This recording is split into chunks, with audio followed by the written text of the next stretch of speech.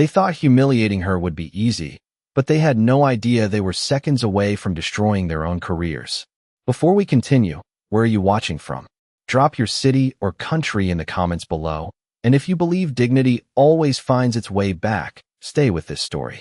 The glass doors of Langford Global's headquarters slid open with a soft whisper, revealing a lobby that gleamed like something out of a magazine, polished marble floors stretching nearly 50 feet across, reflecting towering columns and soft gold lighting that made everything feel untouchable. Employees moved with purpose, tailored suits, confident strides, voices low but certain. And then Emily Carter walked in. Her navy dress was simple, her flats slightly worn at the edges, her hair tied back without effort, as if she had no intention of impressing anyone. And that, in a place like this, was already her first mistake. A receptionist glanced up, hesitated for just a fraction of a second too long, then forced a polite smile that felt rehearsed. "Interview?" she asked, her tone carefully neutral. Emily nodded once. Calm, quiet, unshaken. The elevator ride to the 42nd floor was silent except for the soft hum of cables and the faint reflection of herself in the mirrored walls, a woman who looked entirely out of place in a building designed for power. But her eyes didn't waver. They never did. When the doors opened, the temperature seemed to drop. The executive conference room stood at the end of a long corridor, glass walls revealing silhouettes already seated inside, waiting, watching, judging. The moment Emily stepped through the door, the energy shifted. It wasn't loud. It wasn't obvious. But it was there. A pause. A glance. A subtle tightening of lips. Rachel Pierce, head of executive hiring, sat at the center of the long table, her posture flawless, her expression controlled, but her eyes had already made a decision. "You're here for the senior strategy position?" she asked, glancing briefly at Emily's resume before looking back at her outfit instead. A man to her right leaned back slightly, crossing his arms, while another exchanged a quick look. With his colleague, a silent conversation that didn't need words. Emily stepped forward, placing her folder neatly on the table, her movements measured, almost deliberate, like someone who had done this before, though nothing about her suggested she belonged here. "Yes," she said softly. No hesitation. No apology. That alone unsettled them more than they expected. Rachel gave a small nod, tapping her pen once against the table, the sound echoing louder than it should have in the otherwise pristine room. "Let's begin," she said, but there was something underneath her voice now, something sharper. The first question came quickly, then another, each one more complex, more aggressive, not designed to understand Emily, but to expose her, to break her, to prove a point that had already been decided the moment she walked in. A faint smirk appeared at the corner of one interviewer's mouth as he asked, "Do you have experience managing portfolios exceeding $1 billion?" Another added before she could finish, "Because this role isn't theoretical." A soft chuckle followed. Not loud, just enough. The kind that cuts deeper because it tries to hide. But Emily didn't react. Not outwardly. Her hands rested lightly on the table, fingers still, her posture steady, her gaze unwavering as if she was studying them instead. And for the first time, something didn't feel right. Because people who were truly out of place didn't sit like that. They didn't look like that. And they certainly didn't stay silent with that kind of composure while being quietly torn apart. The room didn't realize it yet, but the balance had already started to shift. The questions did not slow down. They sharpened, each one landing with more precision, as if the panel had silently agreed that pushing her out would be more efficient than evaluating her. Rachel Pierce leaned back slightly in her chair, her pen tapping in a steady rhythm against the polished wood, a subtle signal of impatience, or perhaps control. "Walk us through a high-risk acquisition scenario involving a failing company with declining revenue over the last 12 quarters, she said, her tone smooth but laced with challenge, as though the answer mattered less than how quickly Emily would falter. A man on the far end adjusted his cufflinks and added, "And be specific about your capital allocation strategy. We are not interested in general ideas." The room felt tighter now, the air heavier, the silence between questions shorter, almost suffocating. Emily nodded once, her voice calm as she began to outline a strategy, her words measured, clear, unexpectedly structured. For a brief second, there was a flicker, barely noticeable, a pause in Rachel's tapping pen. But it disappeared just as quickly. That is theoretical, Rachel interrupted, cutting her off mid-sentence, her voice sharper now, no longer pretending to be neutral. We are dealing with real-world stakes here. This is not a classroom exercise. A faint smile crossed another interviewer's face, as if the interruption had been anticipated, even planned. The man beside him leaned forward, elbows on the table, studying Emily with a look that was no longer just dismissive, but curious in a cautious way, like someone trying to understand why a situation was not unfolding as expected. "Let me simplify it for you," he said, his tone lowering, almost condescending. "This position requires instinct, experience, judgment that comes from being in the room where decisions are made. Can you honestly say you have been in those rooms?" The question lingered, not because it was difficult, but because it was designed to corner her, to force her to admit she did not belong. The faint hum of the building's ventilation system filled the silence that followed, and somewhere down the hallway, a distant phone rang, then stopped. Emily did not rush to answer. She did not fill the silence the way they expected. Instead, she looked at each of them, one by one, her gaze steady, almost analytical, as if she were the one conducting the interview now. "Yes," she said finally, her voice even, not defensive, not proud, just certain. The word landed differently than they expected. Rachel's pen stopped tapping. Completely. A subtle shift, but in a room like this, it was everything. "Yes," Rachel repeated, her eyebrow lifting slightly, her tone now edged with disbelief rather than authority. "And where exactly would that be?" A small pause followed, the kind that stretches just long enough to make people uncomfortable, to make them lean in without realizing it. Emily's hands remained still on the table, her posture unchanged, her expression unreadable. "In rooms where decisions affected more than profit margins," she replied, her voice quiet but precise. No one laughed this time. No one smirked. Because something in the way she said it did not invite dismissal. It demanded reconsideration. The man who had been leaning back earlier slowly straightened, his arms uncrossing, his eyes narrowing slightly, as if he were trying to place something he could not yet see. Rachel inhaled slowly, regaining her composure, her professional mask sliding back into place, but not as perfectly as before. "Let us stay focused," she said, though her voice had lost a fraction of its earlier certainty. "Explain your approach to restructuring a multi-billion-dollar division under public scrutiny." The question came out faster this time, sharper, almost urgent, as if she needed to regain control of the room. Emily nodded again, but this time there was the faintest shift in her expression, not visible enough to name, but enough to feel. Because the pressure they thought they were applying was no longer working the way they intended. And somewhere beneath the surface, something else was beginning to emerge, something they had completely failed to recognize. The room had not gone silent yet, but it was no longer theirs. The room did not feel the same anymore, even though nothing visible had changed, because something intangible had begun to slip from their control, something subtle but undeniable, like a shift in gravity that no one could explain. Rachel Pierce straightened slightly, her shoulders tightening just enough to signal that the rhythm she had been carefully maintaining was no longer stable. And when she spoke again, her voice carried a sharper edge, one that betrayed a hint of urgency she had not shown before. "You speak with confidence," she said, her eyes narrowing just slightly. "But confidence without proof is just noise in a room like this." The words hung in the air, heavier than before, and for a moment it seemed as if the panel had found its footing again, as if they had re-established the invisible hierarchy that placed Emily at the bottom. But then Emily responded, not with defensiveness, not with explanation, but with something far more unsettling, composure that did not match her position. "Proof depends on who is asking," she said quietly, her voice steady, her tone neither challenging nor submissive, just precise. A faint silence followed, longer than any before, stretching across the polished table, pressing into every corner of the glass walls. One of the interviewers shifted in his chair, the leather creaking softly, a small sound that suddenly felt too loud. Another adjusted his tie, his gaze no longer fixed on Emily's clothes, but on her face, searching for something he could not yet define. Rachel's pen, which had resumed tapping moments earlier, stopped again, this time without her noticing. Then let me be clear, Rachel said, leaning forward slightly, her fingers now resting flat against the table, as if grounding herself.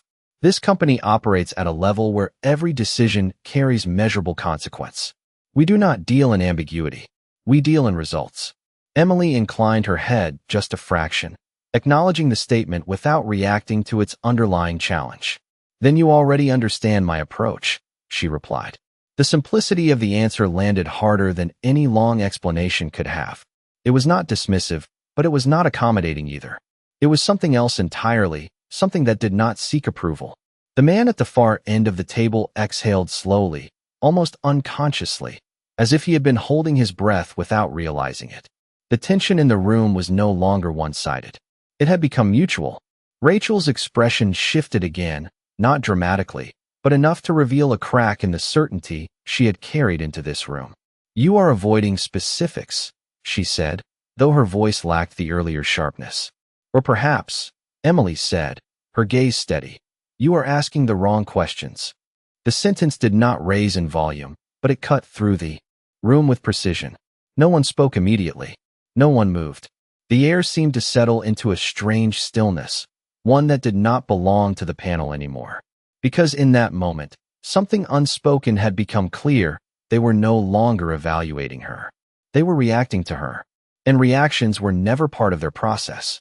The faint reflection of the city skyline shimmered across the glass walls behind them, sunlight beginning to shift as the afternoon moved forward, casting longer shadows across the table, across their faces, across the space where authority had once felt absolute. Rachel leaned back slowly this time, not as a gesture of control, but as if recalibrating, her eyes never leaving Emily. Let us test that, she said, her voice quieter now, more deliberate. Imagine you are given full authority over a division that is underperforming, publicly criticized, and internally divided. What is the first decision you make? The question was no longer about elimination. It was about understanding. But it came too late. Because Emily did not hesitate. Not this time. And the way she prepared to answer made something very clear to everyone in that room. They had already underestimated her far beyond recovery. Emily did not look down at her notes. She did not stall for time, and she did not fill the silence with unnecessary words. Instead, she let the question settle fully into the room, as if giving it the weight it deserved before responding.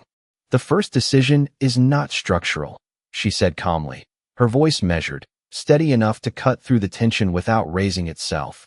It is diagnostic. The word landed differently than the others had, not complex, not impressive, but deliberate, and for a moment no one interrupted her. That alone was new. You cannot fix what you have not properly identified, she continued, her eyes moving briefly across the panel, not searching for approval, but observing reactions. Public criticism is rarely about performance alone. It is usually about perception. And perception is shaped by leadership, not numbers. A faint shift passed through the room, subtle but unmistakable. The man who had been skeptical earlier leaned forward slightly, his hands now resting on the table, no longer closed off. Rachel remained still, but her focus had sharpened, no longer dismissive, no longer casual. So your first move is public relations? One interviewer asked, his tone no longer mocking, but cautious, as if he did not want to misstep. Emily shook her head gently. No, my first move is accountability, she replied. Internally, before anything external.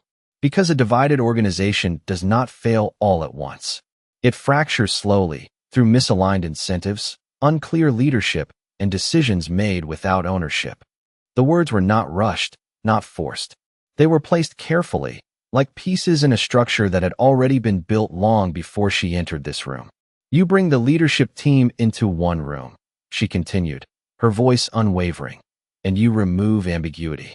Every division head defines their role, their metrics, and their responsibility in front of each other. No interpretation, no overlap, no silence. No one moved, no one interrupted. Even the faint background noise of the building seemed to fade into something distant. Because the moment people have to state their responsibilities out loud, she added, they either own them, or they reveal that they never did. A quiet stillness followed. Not the kind that came from dismissal, but the kind that comes when something uncomfortable begins to feel true. The man at the far end of the table shifted again, but this time it was not impatience. It was attention. Rachel's fingers pressed lightly against the table, her posture unchanged, but her expression no longer carried the same certainty it had minutes ago. "And if they fail to meet those expectations?" she asked, her voice lower now, more controlled, as if she were choosing each word carefully. Emily did not hesitate. "Then the structure is not the problem," she said. "The people are." The sentence settled heavily into the space between them. It was not aggressive. It was not emotional. It was simply final. And that made it more powerful than anything else she had said. No one laughed. No one smirked. The subtle hierarchy that had defined the beginning of this interview had begun to dissolve, replaced by something far more uncomfortable: uncertainty. Because the woman they had quietly dismissed minutes ago was no longer reacting to their questions. She was answering them in a way that made those questions feel smaller. Rachel leaned back slowly, her gaze fixed on Emily, her pen now completely still on the table, forgotten. The room had not erupted. There was no dramatic shift, no raised voices, but something far more significant had happened. Control had changed direction. And for the first time since Emily had walked through that glass door, the people sitting across from her were no longer sure they were the ones in charge. The silence did not break immediately. It stretched, heavy and deliberate, as if the room itself needed time to adjust to what had just been said, because statements like that did not belong in interviews. They belonged in boardrooms, in moments where decisions reshaped entire organizations. Rachel Pierce inhaled slowly, her composure returning in fragments rather than all at once, her fingers finally lifting from the table as she reached for her pen again, though she did not resume tapping. "That is a decisive stance," she said, her voice carefully neutral, but lacking the earlier edge of superiority. But decisive does not always mean correct. The attempt to regain control was subtle, almost refined, but it was there. The man to her right nodded faintly, as if reinforcing her position, though his eyes remained on Emily, no longer dismissive, but measuring. "What if your assessment is wrong?" he added. "What if the issue is external pressure, market volatility, or regulatory constraints?" The question was layered, more complex than the earlier ones, but it carried a different intention now. It was not designed to push her out. It was designed to test the limits of what she had already revealed. Emily listened without interruption, her posture unchanged, her hands still resting lightly on the table. But there was a subtle shift in her gaze now, something sharper, more focused, as if she recognized the transition that had taken place. "Then the responsibility is still internal," she replied. "External pressure exposes weaknesses. It does not create them." The clarity of the response landed with quiet force. No emphasis, no hesitation, just certainty. The man who had asked the question leaned back slowly, his expression tightening slightly, as if the answer had closed a door he had expected to keep open. Rachel's eyes held on Emily a second longer than before, searching, recalculating, as if trying to reconcile the image she had formed at the beginning with the reality now sitting across from her. "You are speaking in absolutes," Rachel said, though her voice had softened, not out of kindness, but caution. "In this environment, absolutes can be dangerous." Emily gave a small, almost imperceptible nod. "So can hesitation," she replied. That was the moment the room shifted again, not dramatically, not visibly, but in a way that could be felt in the stillness that followed. Because hesitation was exactly what had begun to creep into the panel, into their tone, their pacing, their questions. And now it had been named. No one spoke immediately. The air felt different, less controlled, less predictable. One of the interviewers glanced briefly at Rachel, a silent cue, a question without words. Rachel straightened again, but this time the movement lacked the effortless authority she had carried earlier. It was intentional now, calculated. "Let us move forward," she said, though the phrase no longer sounded like direction, but recovery. "You mentioned accountability and leadership alignment. Tell us how you would handle resistance from senior executives who have held their positions for years." The question came out smoother than the last, but there was something underneath it, something more cautious, as if she was no longer certain how far to push. Emily's expression did not change, but there was a quiet steadiness in the way she prepared to answer, as if this question was not new to her, not theoretical, but familiar. Experience does not justify misalignment, she said. It only makes it more visible. The sentence settled into the room with a different kind of weight, one that did not invite immediate response.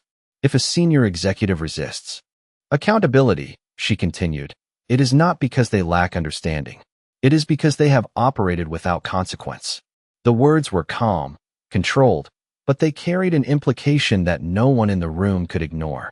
Rachel's grip on her pen tightened slightly, a small detail, but in a space where every movement had begun to matter, it was impossible to miss. And you would remove them? She asked, her voice quieter now, more deliberate. Emily met her gaze directly. I would give them a choice, she said. A pause followed, just long enough to draw attention, just long enough to shift anticipation. Adapt, she finished, or step aside. The room did not react outwardly, but something deeper had already changed. Because this was no longer an interview about qualifications. It was becoming something else entirely. And everyone sitting at that table could feel it, even if they had not yet found the words to explain it. The word choice lingered in the air longer than expected, not because it was dramatic, but because it was simple, and simplicity in a room like this often revealed more than complexity ever could. Adapt or step aside. No qualifiers. No hesitation. Just a line drawn so cleanly that no one could pretend not to see it. Rachel Pierce did not respond immediately this time. Her gaze remained fixed on Emily, but the confidence behind it had shifted into something quieter, more analytical, as if she was no longer trying to assert control, but trying to understand where she had lost it. The man to her left cleared his throat softly, a small break in the stillness that felt almost intrusive. That is a strong position, he said, his tone careful now, measured in a way it had not been before. But leadership also requires balance. You cannot simply replace people every time there is resistance. Emily nodded once, acknowledging the statement without yielding to it. Correct, she said. That is why replacement is not the first step. Clarity is. The word landed with intention. Most resistance is not about disagreement, she continued, her voice steady, controlled. It is about uncertainty. When expectations are unclear, people protect their position instead of aligning with the mission. A subtle shift moved across the table again. The earlier skepticism had not disappeared, but it had softened, replaced by something more cautious, more attentive. So you clarify expectations, Rachel said slowly, her voice no longer sharp, but deliberate, as if testing each word before letting it settle. And if they still resist? Emily's gaze did not waver. Then it is no longer resistance, she replied. It is misalignment. The distinction was quiet, but decisive. And in that distinction, something else became clear. She was not reacting to their questions anymore. She was reframing them. The man at the far end leaned forward slightly, his fingers interlacing on the table, his posture now fully engaged. You speak as if you have already managed situations like this, he said, not accusatory, not dismissive, but genuinely uncertain. At this level, the question did not come with a smirk this time. It came with curiosity. Emily held his gaze for a moment before answering. I speak based on outcomes, she said. Not titles. The room went still again. Not the uncomfortable silence from earlier, but something heavier, more focused. Because titles were exactly what had defined this room from the beginning. And now, they had just been made irrelevant. Rachel's pen slipped slightly between her fingers, a small, almost unnoticed movement, but it did not go unseen. She placed it down fully this time, no longer using it as a tool of rhythm or control. Let me ask you something directly, she said, her tone quieter, stripped of its earlier formality. Why apply here? The question was simple, almost too simple, but beneath it was something else, something that had not been present before. Uncertainty. Emily did not answer immediately. Her eyes moved briefly, not around the room, but toward the glass wall behind them, where the reflection of the city stretched outward, buildings rising in precise lines, each one representing scale, influence, power. Then she looked back. Because this company is at a point where its structure no longer matches its ambition, she said. And when that gap grows, it does not close on its own. No one interrupted. No one redirected. The answer stood on its own. The man who had spoken earlier nodded faintly, almost unconsciously, as if recognizing something in her words that aligned with concerns he had not voiced out loud. Rachel leaned back slowly, her posture no longer rigid, but thoughtful, her expression no longer certain, but searching. The dynamic in the room had fully shifted now, not through volume or force, but through something far more unsettling, clarity. Because the woman they had expected to dismiss had not just answered their questions. She had exposed the limits of them. And somewhere beneath that realization, a quiet tension began to build again, not from superiority, but from something far more dangerous, the growing awareness that they might have completely misjudged who was sitting in front of them. The room did not move forward immediately after her answer. It lingered in that quiet space where words had already done their work and no one was quite ready to challenge them yet, because challenging something that felt true required a level of certainty none of them currently held. Rachel Pierce's eyes remained fixed on Emily, but there was no longer an attempt to dominate the conversation, no subtle interruptions waiting beneath her breath, only a controlled stillness that suggested she was recalculating rather than reacting. One of the interviewers shifted in his seat, the faint creak of leather echoing slightly in the glass-lined room, a reminder that time was still moving even if the conversation had slowed into something more deliberate. "You speak as if the outcome is inevitable," he said finally, his tone careful, almost respectful now, though he tried to mask it behind neutrality. "As if the company will either change or fail." The words were not accusatory, but they carried weight, because they forced the implication into the open. Emily did not flinch. Every system reaches a point where its current structure cannot support its future direction, she replied. When that happens, the outcome is not a matter of possibility. It is a matter of timing. No one interrupted her. Not this time. Because the confidence in her voice was no longer something they could dismiss as arrogance. It was grounded, measured, and increasingly difficult to challenge. Rachel's fingers rested lightly on the table now. No pen, no tapping, no visible signals of control. Just stillness. "And you believe we are at that point?" she asked, her voice quieter than before, not weakened, but stripped of the earlier edge that had once framed every question. Emily held her gaze without hesitation. "You would not be holding this interview if you were not," she said.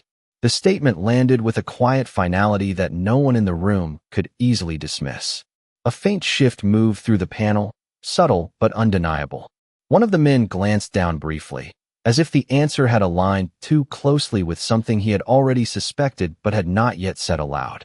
Another leaned back, exhaling slowly, his posture no longer guarded, but thoughtful. The dynamic had changed completely now. There was no clear line between interviewer and candidate anymore. There was only a conversation that had outgrown its original purpose.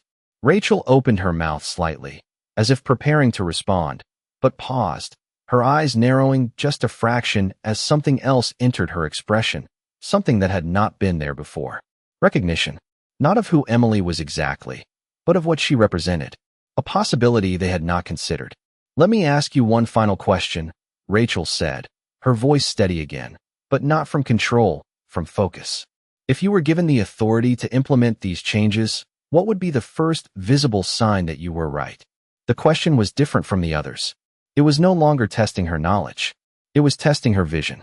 Emily did not rush to answer. She let the silence settle again, not as hesitation, but as intention. Then she spoke. "The first sign would not be in the numbers," she said. "It would be in the room."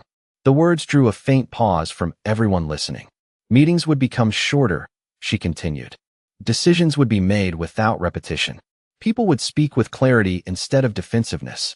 And the ones who cannot adapt would remove themselves before being asked."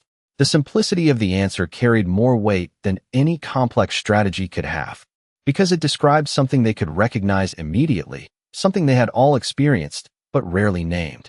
The man at the far end nodded slowly, almost unconsciously, as if confirming the truth of it to himself rather than to anyone else. Rachel's gaze remained steady, but something deeper had shifted behind it now, something that could no longer be ignored. The woman sitting across from them was no longer just a candidate. And somewhere in the quiet that followed, before anyone could speak again, a faint sound broke through the stillness. The door handle turned. Slow, deliberate. And in that single moment, without a single word being spoken, the atmosphere in the room changed completely.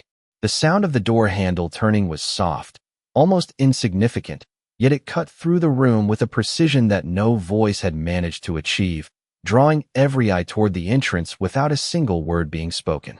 The door opened slowly, revealing Victor Langford standing in the doorway, his presence immediate, undeniable, the kind that did not need introduction because it carried its own authority. Conversations did not stop because there were none, but the silence deepened, sharpened, as if the room itself had recognized a shift in hierarchy before anyone consciously processed it. Victor stepped inside with measured calm, the sound of his shoes against the marble floor steady, unhurried, each step echoing faintly in the glass-enclosed space. He did not look at the panel first. He did not acknowledge Rachel Pierce or the others who had filled this room with controlled judgment minutes earlier. His gaze moved directly to Emily, and that alone was enough to fracture whatever remained of the structure they had been holding on to. Rachel straightened instinctively, her posture tightening, her expression shifting into something more formal, more cautious, as if she were suddenly aware that the rules of the room had changed. "Mr. Langford," she began, her voice composed but lacking the effortless confidence she had carried before. "We were just concluding." "No," Victor said, his voice calm, not raised, but final enough to end the sentence before it formed completely. The interruption was not aggressive. It was precise, controlled, and absolute.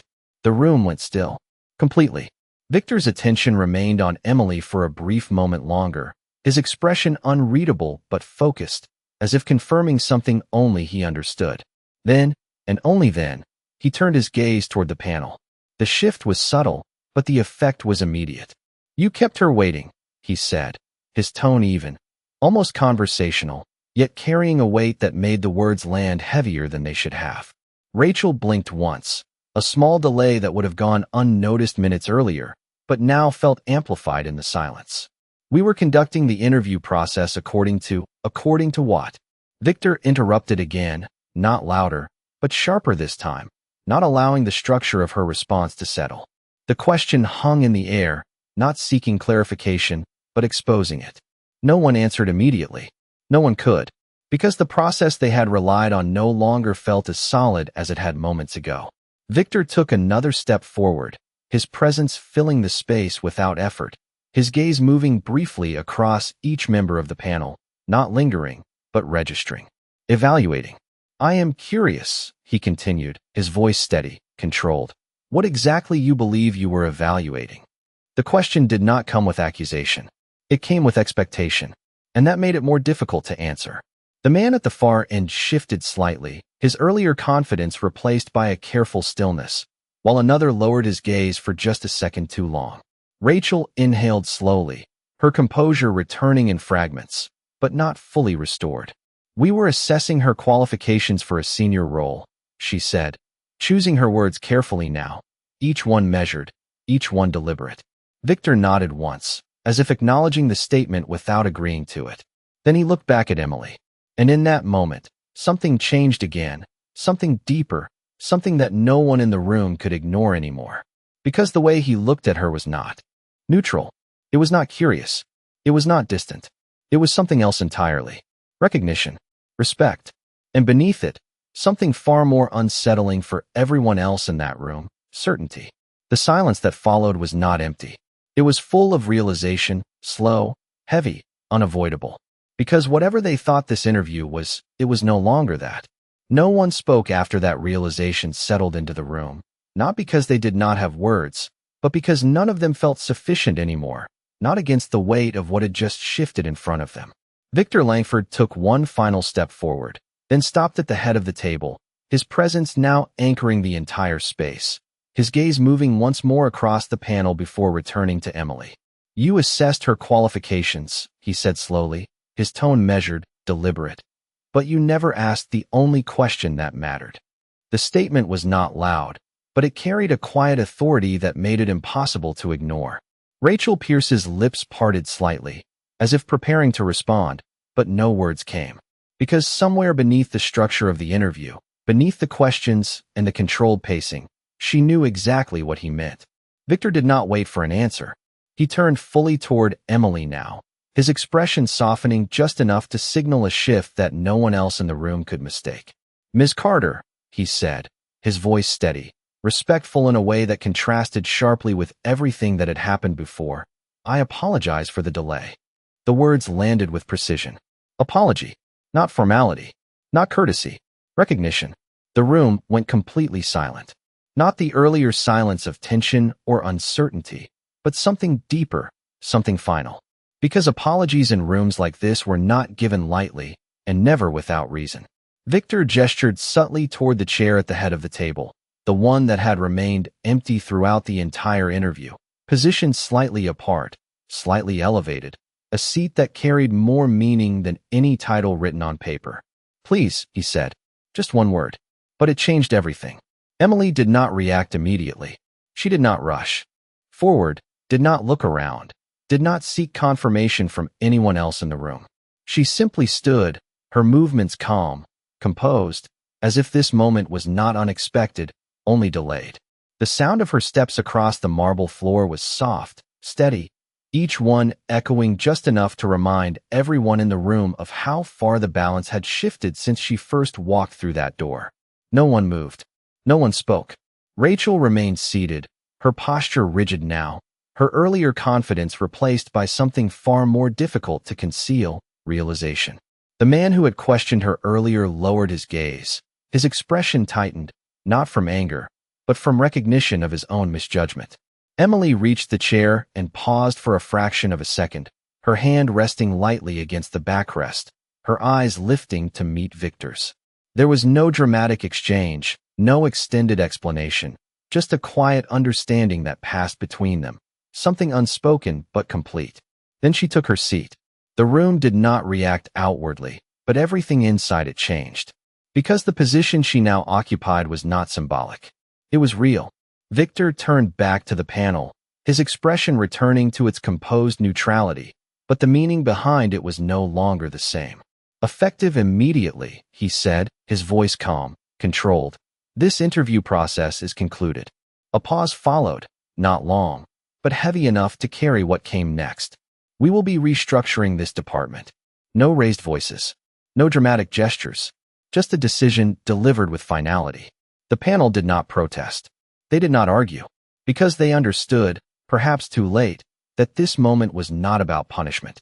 It was about consequence. The same consequence they had failed to recognize minutes earlier. The room remained still as Victor's gaze shifted once more, briefly, toward Emily, then back to the space as a whole. And in that silence, something settled, something that could not be undone. Respect had not been requested.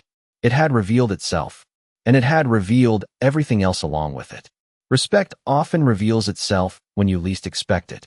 If you enjoy stories that uncover truth, dignity, and hidden strength, do not forget to like and subscribe. The next story might just change the way you see the world. Thank you so much for watching.